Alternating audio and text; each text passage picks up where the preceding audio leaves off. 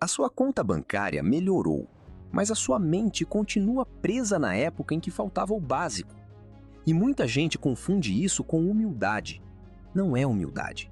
É medo emocional disfarçado de prudência. Mas atenção, a solução para isso também não é virar uma pessoa descontrolada, gastar por impulso ou viver tentando provar sucesso para os outros. Maturidade não tem nada a ver com ostentação. O problema real é outro. Você olha o patrimônio crescendo, mas continua sentindo a mesma insegurança de anos atrás. Continua vivendo em estado de sobrevivência, desconfiando de tudo e sentindo que qualquer erro pode destruir a sua vida. E quando isso acontece, o dinheiro cresce, mas a paz nunca chega junto.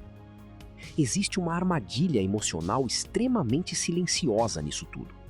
No começo da vida financeira, o medo protege. Controlar gastos protege, evitar riscos protege, e guardar cada centavo protege. Só que muitas pessoas continuam emocionalmente presas nessa fase, mesmo depois que a realidade mudou. E o mais perigoso é que esse comportamento começa a parecer virtude. A pessoa acredita que está sendo madura, quando na verdade está vivendo permanentemente assustada. Ela sente culpa ao gastar com coisas importantes, sente ansiedade ao investir, sente necessidade de controlar tudo e sente medo constante de perder segurança. E aos poucos, a vida inteira começa a girar em torno de proteção. Só que existe uma diferença enorme entre prudência e viver emocionalmente aprisionado pela necessidade de segurança. Porque quando o medo assume o controle da sua relação com o dinheiro, você até consegue acumular patrimônio, mas nunca consegue descansar de verdade. Imagine um mergulhador que passou anos trabalhando em águas profundas e extremamente perigosas. Lá embaixo, a pressão podia esmagar o corpo dele, o oxigênio era limitado e qualquer erro podia custar a vida. Por isso, ele usava um escafandro pesado de metal e carregava um tanque de ar extremamente controlado. Aquilo salvava a vida dele. Só que um dia o trabalho acaba. Ele sobe para a superfície, o sol aparece, o ar está livre e não existe mais risco imediato. Mas mesmo assim, ele se recusa a tirar o capacete. Continua andando pela cidade carregando dezenas de quilos nas costas, respirando com dificuldade e vivendo como se ainda estivesse no fundo do mar. Não porque precisa, mas porque o medo virou hábito. É exatamente isso que acontece quando uma pessoa constrói patrimônio, mas continua emocionalmente vivendo como se estivesse quebrada. Ela deixa dinheiro parado por medo, evita oportunidades sólidas, tem pavor de oscilações normais e transforma proteção em prisão. Já saiu do fundo do mar, mas continua sufocando na superfície.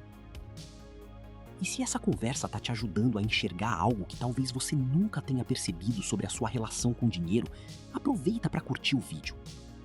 Isso ajuda o Quarto Capital a alcançar pessoas que também estão tentando construir patrimônio sem continuar emocionalmente presas à escassez. Morgan Housel, no livro A Psicologia do Dinheiro, mostra que comportamento financeiro quase nunca é apenas matemática. Duas pessoas podem ganhar o mesmo dinheiro e construir vidas completamente diferentes por causa da maneira como lidam emocionalmente com segurança, medo e risco. E talvez uma das ideias mais importantes do livro seja esta: riqueza invisível vale mais do que a aparência de riqueza. Só que existe um detalhe que pouca gente percebe. Quando a busca por segurança vira obsessão, o dinheiro perde parte da sua função. Charlie Munger também defendia algo parecido ao falar sobre volatilidade. Para ele, oscilações fazem parte do jogo. O problema começa quando a pessoa trata qualquer queda normal como se fosse uma ameaça de sobrevivência. Porque nesse momento, ela para de investir com racionalidade e começa apenas tentando comprar alívio emocional. Você não constrói estabilidade deixando o dinheiro paralisado pelo medo. Você constrói estabilidade criando estrutura. A verdadeira maturidade financeira não nasce da ausência de risco. Ela nasce da capacidade de organizar risco sem viver aterrorizado por ele. E talvez essa seja a virada emocional que muita gente precisa ouvir. O seu dinheiro não existe apenas para proteger você do mundo. Ele também existe para construir autonomia, liberdade, tempo e paz. Só que enquanto a sua mente continuar funcionando em modo sobrevivência, qualquer movimento vai parecer perigoso. E enquanto você sente alívio deixando tudo congelado, o tempo continua silenciosamente corroendo o poder do seu patrimônio. A inflação não destrói apenas o dinheiro de quem gasta demais. Ela também destrói o futuro de quem vive paralisado pelo medo de agir. Se você vive essa insegurança constante, não tente resolver isso dando um salto emocional irresponsável. A solução não é virar uma pessoa agressiva financeiramente. A solução é organizar sua mente junto com o patrimônio. Pense no seu dinheiro dividido em 3 gavetas. A primeira é a gaveta da sobrevivência. Aqui fica a sua reserva de emergência, com dinheiro seguro, liquidez rápida e proteção contra imprevistos. Essa gaveta não existe para gerar riqueza. Ela existe para impedir que o medo controle suas decisões. A segunda é a gaveta do governo. Aqui ficam ativos sólidos, como ações de boas empresas e fundos imobiliários que produzem renda e geração de valor no longo prazo. O objetivo aqui não é viver olhando o preço todo dia, é acumular participação em ativos reais. A terceira é a gaveta do longo prazo. Aqui entram investimentos protegidos contra a inflação e voltados para décadas. Essa gaveta protege você não apenas da inflação, mas também da sua própria ansiedade de mexer no patrimônio toda vez que o noticiário assusta.